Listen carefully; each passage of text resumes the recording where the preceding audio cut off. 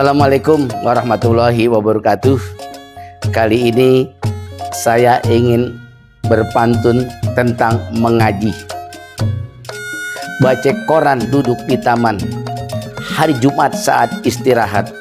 Jika Al-Quran dijadikan pedoman, kita akan selamat dunia dan akhirat. Anak perawan suka berkaca, apalagi menjelang tidur.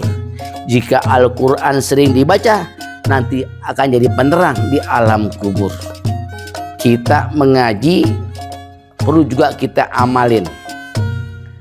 Jambu biji, jambu bangkok ada di belakang rumah, tolong ambilin. Biar kita ngaji ampe bongkok. Percuma kalau kita nggak amalin. Percuma. Kita juga sampai kita ngaji, kita ingat mana kita nih. Ajarin juga di ngaji, jangan kita aja ngaji. Pergi ke sawah di waktu pagi, nanam padi dari biji. Orang tua yang akan merugi bila putra putrinya nggak bisa ngaji. Tuh, yang paling merugi adalah orang tua tuh yang nggak ngajarin anaknya buat ngaji. Nanti dia mau mati, siapa yang mau bacain Yasin? Setelah dimati, siapa mau doain? Tuh kerugian buat kita.